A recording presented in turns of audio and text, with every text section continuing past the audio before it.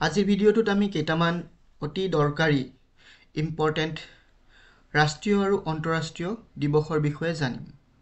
এইটো তোমালোকৰ কম্পিটিটিভ এক্সামৰ কাৰণে বহুত ইম্পৰ্টেণ্ট হয়। ডেটকেইটা মনত ৰাখিলে বহুত সহায় হ'ব। প্ৰথমে আহোঁ আমি জানুৱাৰী মাহত 15 জানুৱাৰীক আমি সেনা দিৱস হিচাপে পালন কৰোঁ।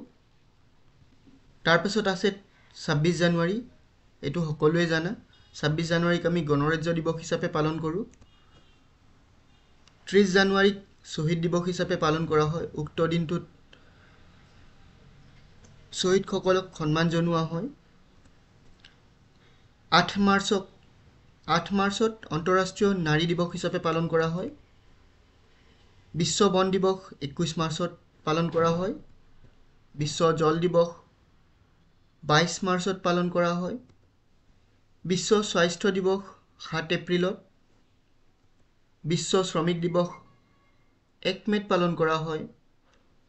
ৰেড ক্ৰছ ডে বা ৰেড ক্ৰছ দিৱস 8 মে'ত পালন কৰা হয়। বিশ্ব নাৰ্ছ দিৱস 12 মে'ত পালন কৰা হয়। বিশ্ব ধঁপাত বিৰোধী দিৱস 31 মে'ত পালন কৰা হয়। বিশ্ব পৰিৱেশ দিৱস 5 জুনত পালন কৰা হয়। বিশ্ব ৰক্তদান দিৱস 14 জুনত পালন কৰা হয়। স্বাধীনতা দিৱস 15 আগষ্টত। আৰু এইটো কুৱেশ্যনত অলপমান মন কৰিবা, স্বাধীনতা দিৱসটো ভাৰতৰ কাৰণেহে। যদি বেলেগ দেশৰ কাৰণে আহে ডেটটো চেঞ্জ হ'ব পাৰে। ভাৰতৰ স্বাধীনতা দিৱস বুলি ক'লে তেতিয়া 15 আগষ্ট। ৰাষ্ট্ৰীয় ক্ৰীড়া দিৱস 29 আগষ্টত পালন কৰা হয়। শিক্ষক দিৱস 5 ছেপ্টেম্বৰত পালন কৰা হয়। এইটো অকল ভাৰতৰ কাৰণে।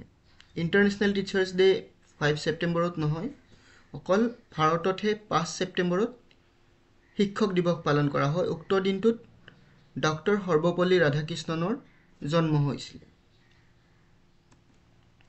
আন্তঃৰাষ্ট্ৰীয় সাক্ষৰতা দিৱস 8 ছেপ্টেম্বৰত পালন কৰা হয়।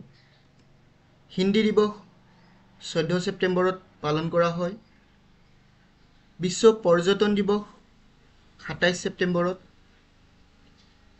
বায়ু সেনা দিৱস 8 অক্টোবৰত পালন কৰা হয়। বিশ্ব ডাক দিৱস 9 অক্টোবৰত পালন কৰা হয়। বিশ্ব খাদ্য দিৱস 16 অক্টোবৰত পালন কৰা হয়। ৰাষ্ট্ৰসংঘ দিৱস 24 অক্টোবৰত পালন কৰা হয়। শিশু দিৱস 14 নৱেম্বৰত পালন কৰা হয়। শিশু দিৱসত আমাৰ প্ৰথম প্ৰধানমন্ত্ৰী জৱাহৰলাল নেহৰুৰ জন্ম হৈছিলে। বিশ্ব ডায়েবেটিছ দিৱস 14 নৱেম্বৰত পালন কৰা হয়।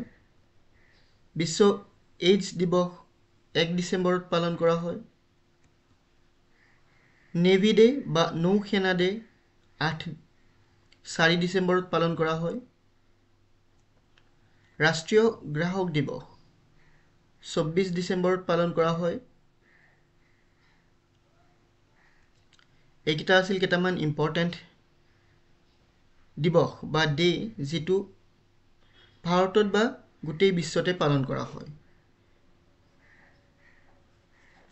উক্ত ডেটখিনি তোমালোকক যদি PDF আকাৰত লাগে তেনেহ'লে টেলিগ্ৰাম চেনেলত চেক কৰিব পাৰা। টেলিগ্ৰামত গৈ চাৰ্চ কৰিবা ইটছ ৰফিক আৰু চেনেলটো ছাবস্ক্ৰাইব কৰিলে তাত যিমান নোটছ শ্বেয়াৰ কৰা আছে গোটেইখিনি পাই যাবা। থেংক ইউ ফৰ ৱাচিং।